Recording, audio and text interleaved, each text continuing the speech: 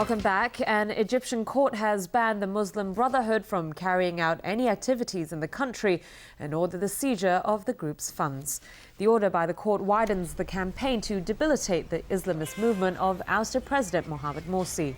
The army-backed government is waging the toughest crackdown on the group in decades.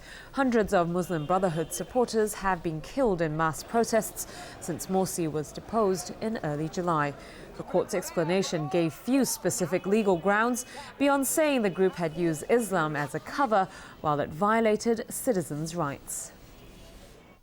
Cabinet ministers from more than a dozen European countries have signed a declaration in Rome condemning racism. It was a show of support for Congolese-born Cécile Kyenge, Italy's first black cabinet minister. She's faced racist taunts ever since she was appointed in April, including slurs from Italy's xenophobic Northern League party. The ministers signed the declaration condemning racism as counterproductive to Europe's democratic principles.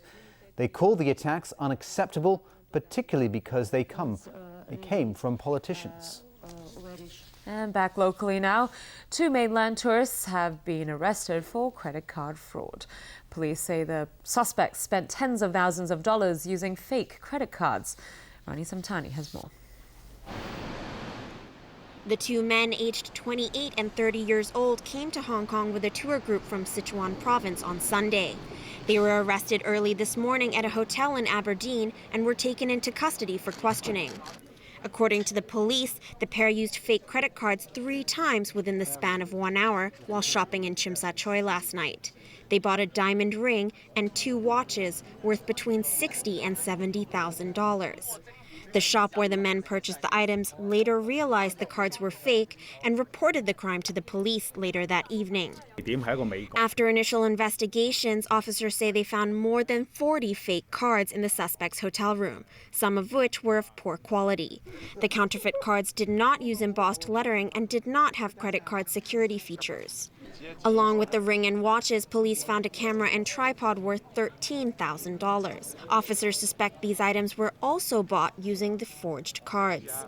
2 burnt credit cards were also found in the hotel room. Officers believe they were destroying evidence to cover up the crimes. Police haven't ruled out the possibility the tourists are part of a syndicate. The evidence gathered so far suggests they made multiple purchases using several counterfeit cards. Yau Tsim Mong district police officers are now investigating where the fake credit cards were made. Rani Samtani, TVB News. The government has played down media reports on the mainland that it will soon lift restrictions on infant milk powder for travellers. Health Chief Ko Wing-man says pressure tests will be conducted to help assess the situation. But as Vicky Kong reports, there's no timetable yet on the easing of restrictions. Xinhua News Agency was among those that reported the possible easing of baby milk powder restrictions. Earlier this year, the government limited to 2 the number of cans people leaving Hong Kong can bring with them, over concerns that parallel good traders were snapping up the items, which drove up prices and led to a supply shortage. Today, Secretary for Food and Health Ko Wing-man said the government will assess the situation before and after the upcoming National Day Golden Week holiday. But Ko said lifting the restrictions still needs LegCo's approval. He also assured local mothers that meeting their needs is the government's priority. Authorities said they will look at market supply, hotline orders, and retail replenishment when assessing Hong Kong's export capacity. But as it's difficult to estimate the time needed for the assessment, no timetable was given. Chairman of the Hong Kong General Chamber of Pharmacy, Lau Oi Kwok, said the government had approached the group several months ago. Lau said authorities requested retailers to reserve 36 cans of baby milk powder formula each day for local consumers. Local mothers can buy the products by presenting vouchers obtained from a designated mothers club. Vicky Kong, TVB News. The Northland Hospital in Tung Chung opened its doors today. Residents there no longer need to travel a long distance for treatment. The Northland Hospital has begun providing day rehabilitation as well as accident and emergency services. Currently, A&E services are offered for 8 hours a day from 9 a.m. to 5 p.m. That will be extended to 16 hours a day in a few months, and 24-hour services will be available in the third quarter of next year. And when A&E services are not available, patients will be redirected to other hospitals, such as Princess Margaret Hospital. 2 new specialist outpatient clinics for medicine and psychiatry and a new community health centre will begin operation next Monday. All right, Tony, over to you for sports. Yeah, we've got Team USA breathing down the Kiwis' neck in the America's Cup, and we'll talk all about it. Yeah. Oracle Team USA could be on course to pull off the mother of all comebacks after they raced to another sensational victory in the America's Cup. Skipper Jimmy Spithill accelerated his catamaran off the starting line and steered the defending champs to their 5th straight win against Emirates Team New Zealand. Oracle looked dead in the water last week and seemed to be heading for certain defeat, but in a matter of days managed to close the Kiwis' lead to 8-6. New Zealand have been on match point since last Wednesday, only to watch Oracle sail ahead in a determined attempt to keep the oldest trophy in international sports in America. Well, staying in the United States, and the Pittsburgh Pirates are going to the playoffs for the first time in 21 years after beating the Chicago Cubs last night. The win ensures they will get at least a wild-card playoff berth. Pittsburgh are celebrating their first ticket to the postseason since Barry Bonds and Jim Leyland led the franchise to 3 straight division titles in the early 1990s. The Pirates' Starling Marte hit a tie-breaking homer off Chicago reliever Kevin Gregg in the 9th inning. Pittsburgh then threw out a runner at the plate for the final out, ensuring a 2-1 victory over the Cubbies. In the American League, James Loney hit a leadoff homer in the 9th as the Tampa Bay Rays completed a 4-game sweep of the Orioles. Baltimore's 5-4 loss to the Rays cast serious doubts on their wild-card playoff hopes. The win, meanwhile, pushed the Rays a full game ahead of the Cleveland Indians for the top AL wildcard spot. And the Texas Rangers also pulled within a game of Cleveland for the second wildcard spot with a crushing 12-0 win over the Houston Astros. Alex Rios was the star of the show, hitting for the cycle. He doubled in the first inning, had an infield single in the 3rd, homered in the 4th, and hit a triple in the 6th. The first cycle of Rios' career was the 7th in Rangers history. Well, it's been 25 years since Canadian sprinter Ben Johnson won the 100 metres and then famously saw his Olympic title taken away from him after he tested positive for drugs at the Seoul Games.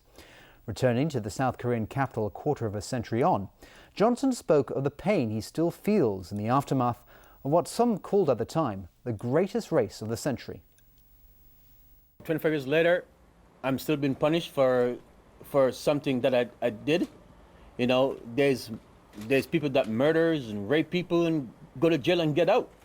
You know, I just break a rule in sports, and I was nailed on the cross. You know, so I'm here trying to send a message that there's got to be a fair playing game, and there's got to be some changes that's been made. And finally for tonight, it's a rare sight even in Sichuan province. 14 panda cubs have made their public debut for the first time. All the cubs were bred artificially at the Chengdu Giant Panda Breeding and Research Base in Sichuan. They were born between July and September and are being raised in 2 delivery rooms with glass windows that allow the public a glimpse. The oldest of the bunch, Meng Meng, weighs more than 3 kilos. That's 4 times as much as Ya Yi, the youngest.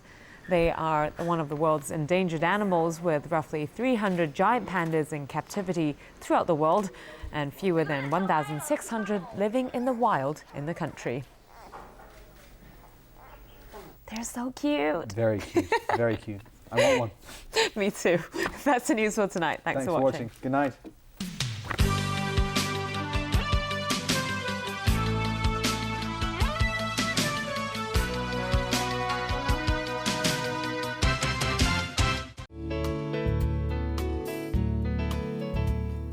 Good evening. It was cloudy with sunny intervals today. At 5 p.m., a fresh easterly airstream was affecting the coastal areas of Guangdong.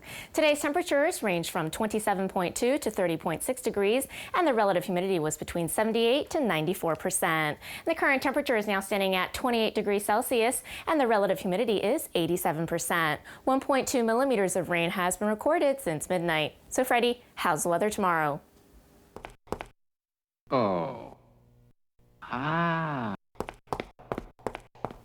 We'll have 1 or 2 showers tomorrow morning, then sunny periods during the day. Temperatures will range from 27 to 32 degrees, and there will be sunny periods in the following few days. Tomorrow's API is forecast at 30 to 85, and the air pollution level will range from medium to high. The maximum UV index forecast for tomorrow will be about 10. And now to the latest global weather update. Showers in Shanghai and Taipei, cloudy in Xiamen. Showers in Guangzhou, bright in Macau, cloudy in Chengdu. Sunny in Beijing, cloudy in Seoul, showers in Tokyo. Thunderstorms in Bangkok, rain in Ho Chi Minh City and Manila. Showers in Kuala Lumpur, Singapore, and Jakarta. Thunderstorms in New Delhi, sunny in Karachi, showers in Mumbai. Sunny in Cairo, bright in Nairobi. Sunny in Brisbane and Sydney, bright in Melbourne, windy in Auckland. Sunny in Toronto and New York. Showers in Vancouver, sunny in San Francisco and Los Angeles. Cloudy in London, Frankfurt, and Zurich, sunny in Paris, showers in Amsterdam.